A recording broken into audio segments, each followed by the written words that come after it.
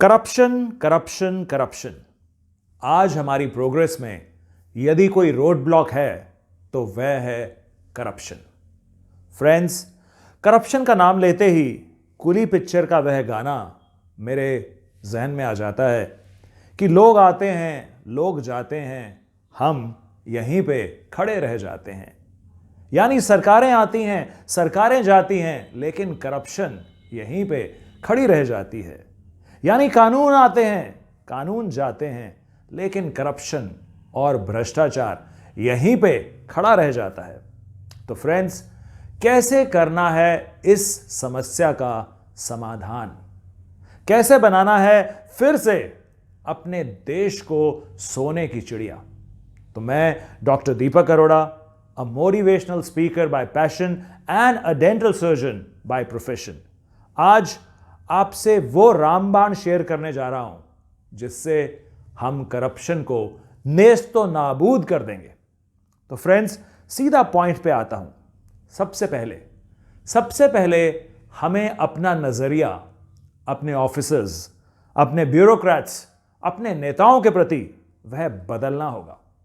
क्योंकि जब एक नेता वह कुर्सी पर आता है तो पहले हाथ जोड़कर बहुत विनम्र तरीके से, बहुत पोलाइट तरीके से आपसे पेश आता है। बट धीरे धीरे यह कुर्सी का नशा यह सर चढ़ना शुरू कर देता है और वह अपने आप को खुदा समझना शुरू कर देता है। तो यह हाथ धीरे धीरे खुलने शुरू कर देते हैं और यह एक थप्पड़ का रूप यह अख्तियार कर लेते हैं और कुछ ही वर्षों में यह पूरा मुक्का बन जाता है। तो फ्रेंड्स, इसकी वजह क्या है? इसकी वजह यह है कि जब भी कोई नेता, कोई पॉलिटिशियन अपनी चेयर संभालता है तो बहुत से लोग उसकी गुड बुक्स में बनना चाहते हैं, उसकी गुड बुक्स में बने रहना चाहते हैं और उसकी खुशामद, उसकी चापलूसी वो करने से बाज नहीं आते। मुझे एक बात बताइए, यदि चापलूसी ही करनी थी तो हमारे पुराने राजा महाराजा या ब्रिटिश राज, उनका कल्चर कौन सा खराब था? हमने कॉन्स्टिट्यूशन के बाद क्यों चुना प्रजातंत्र को? इसीलिए कि हम इंडिपेंडेंटली अपने बलबूते पर जी सकें।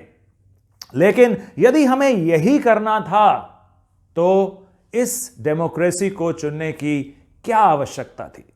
सो फ्रेंड्स, हमें अपने ऑफिसर्स को, हमें अपने नेताओं को कोई स्पेशल स्टेटस देना वह बंद करना होगा।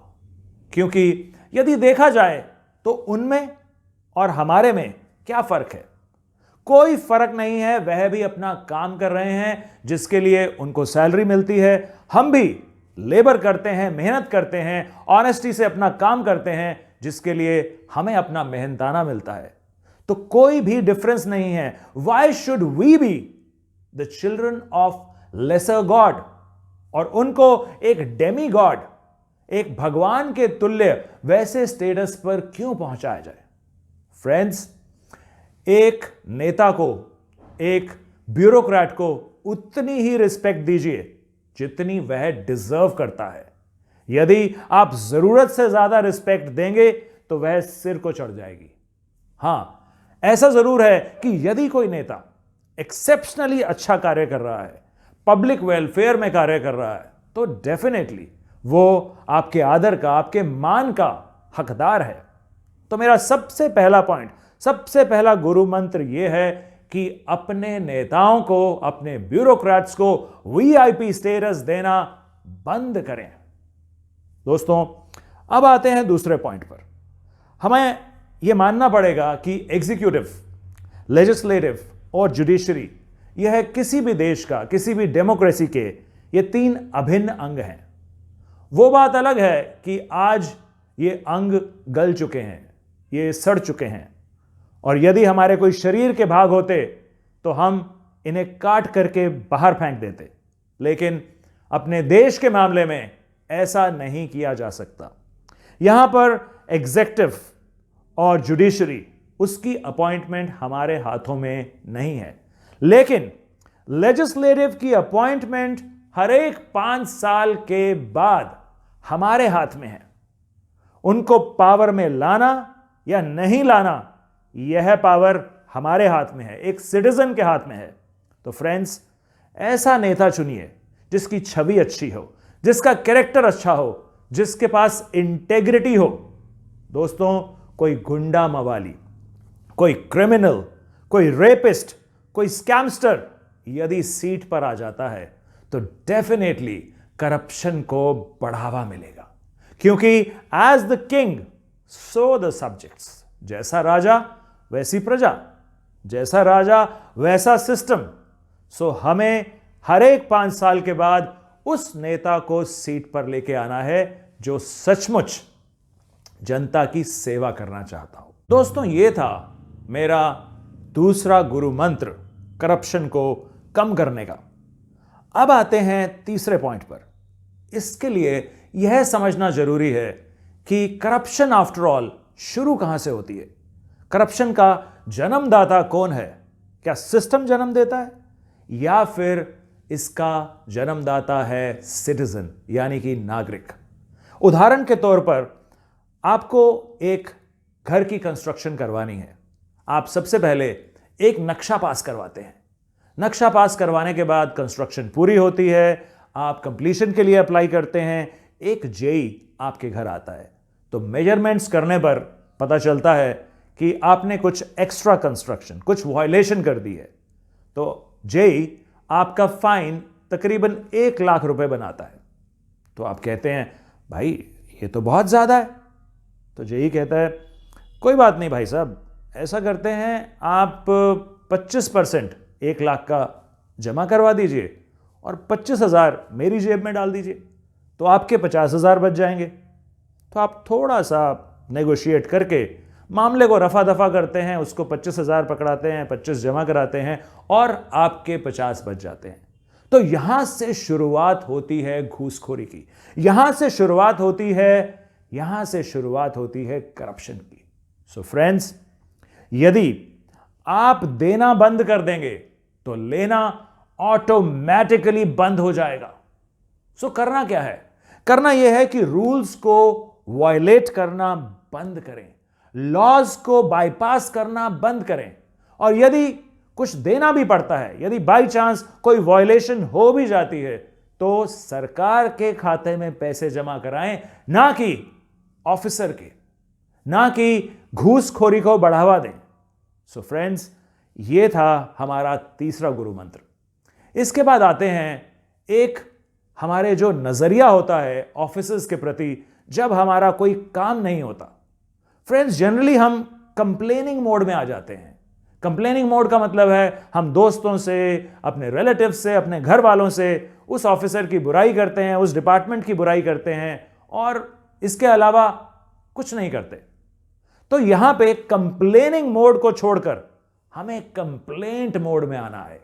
कंप्लेंट मतलब हमें उस ऑफिसर के खिलाफ कंप्लेंट करनी है, चाहे वो सीबीआई सेल में हो जो लोकल एसपी ऑफिस में अवेलेबल है, चाहे वो सीएम विंडो में हो, चाहे वो मेल के थ्रू हो, चाहे वो रिटन फॉर्म में हो, चाहे वो पर्सनल अपीयरेंस करके हो।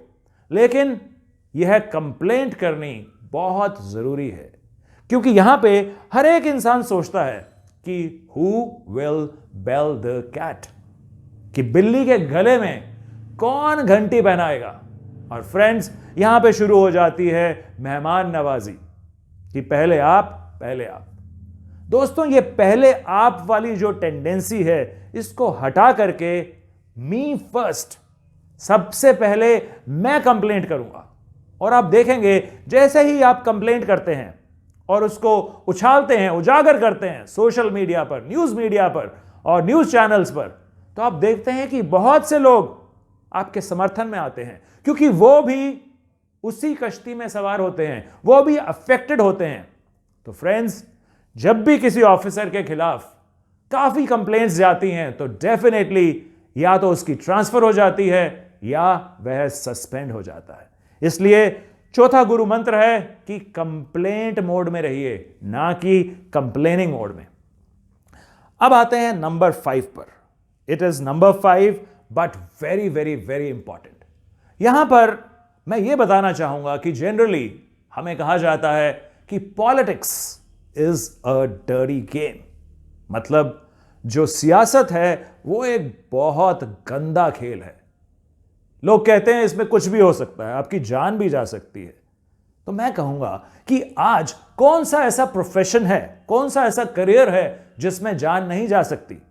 आप यदि ध्यान से देखें तो डॉक्टर्स जो आज कोरोना की फ्रंट लाइन फोर्स हैं, या नर्सेज या हेल्थ केयर वर्कर्स जो फ्रंट लाइन वॉरियर्स हैं, वह डेली मौत से लड़ रहे हैं और बहुत से तो इस कश्मकश में अपनी जान भी गंवा बैठे हैं। यदि आप सोल्जर्स को देखें तो इंडो पाक बॉर्डर पर या इंडो चाइना बॉर्डर पर वह डेली मौत के साथ लड़ाई लड़ते हैं। तो फ्रेंड्स, कोई भी प्रोफेशन फूल प्रूफ नहीं है। आपकी जान कहीं पे भी जा सकती है। पॉलिटिक्स में यदि आप नहीं आते तो हमारे एक बहुत ही मशहूर अर्थशास्त्री एवं कूटनीतिज्ञ रहे हैं जिनका नाम, उससे आप बहुत अच्छी तरह से वाकिफ होंगे। उनका नाम है कौटिल्य या चाणक्य। चाणक्य का कहना है कि जब जब देश के बुद्धिजीवी लोग पॉलिटिक्स में, सियासत में आना बंद कर देते हैं, तब तब उस देश का पतन शुरू हो जाता है। तो फ्रेंड्स, एज अ करियर यदि किसी की दिलचस्पी है तो एक्टिवली पॉलिटिक्स को परस्यू करिए, इससे एलर्जी मत रखिए। तो यह था मेरा 5वां गुरु मंत्र। तो दोस्तों, ये थे मेरे 5 सजेशंस करप्शन को दूर करने के। इसमें सबसे पहले एक बार समराइज कर देता हूं। सबसे पहले अपने नेताओं को, अपने ब्यूरोक्रेट्स को वीआईपी स्टेटस देना बंद करें। नंबर 2, आप अपने सही नेता का चुनाव करें इलेक्शंस के अंदर। नंबर 3, आपको देना बंद करना होगा, लेना ऑटोमेटिकली बंद हो जाएगा। नंबर 4, आप कंप्लेनिंग मोड को छोड़कर कंप्लेंट मोड में आ जाएं। और नंबर 5, पॉलिटिक्स में दिलचस्पी बनाएं, पॉलिटिक्स को एज अ करियर बनाने की सोचें। तो ये थे मेरे 5 रामबाण। अब आप में से कुछ लोग कहेंगे कि ये सब सुनने में तो बहुत अच्छा लगता है, लेकिन रियलिटी में इन्हें प्रैक्टिकल शेप देना बहुत मुश्किल है। I agree friends, I fully agree. लेकिन यदि हिम्मत मर्दा तो मदद खुदा, यदि आप ऐसा करेंगे तो ये सारी कायनात आपकी मदद जरूर करेगी। और भगवत गीता में भी लिखा है कि यदा यदा ही धर्मस्य ग्लानिर्भवति भारतः अभ्युत्थानम अधर्मस्य तदात्मानम सृजाम्यहम्। यानी जब जब इस धरती पर करप्शन बढ़ी है, धर्म की हानि हुई है, तब तब इस धर्म को रीएस्टैब्लिश करने के लिए मैंने यहां पे जन्म लिया है। इसका मतलब है कि प्रभु ने इस धरती पर जन्म लिया है, जन्म लेंगे बार बार, ताकि यहां से करप्शन उसका सफाया हो सके। लेकिन इस काम के लिए प्रभु ने हम सबको अपना प्रतिनिधि बना के भेजा है। तो क्यों ना हम सब एकजुट होकर के इस करप्शन को यहां से नेस्तो नाबूद कर दें और फिर से अपने देश को एक सोने की चिड़िया उसकी संज्ञा दे सकें। तो friends, this was my take on corruption. आप क्या फील करते हैं करप्शन के बारे में? इसका जो भी आपके विचार हैं वह कमेंट सेक्शन में बताइए। और वीडियो पसंद आया हो तो जरूर इसे लाइक करें, शेयर करें, चैनल को सब्सक्राइब करें। And this is doctor Deepak Arora signing off for the time being until we meet again. Thank you.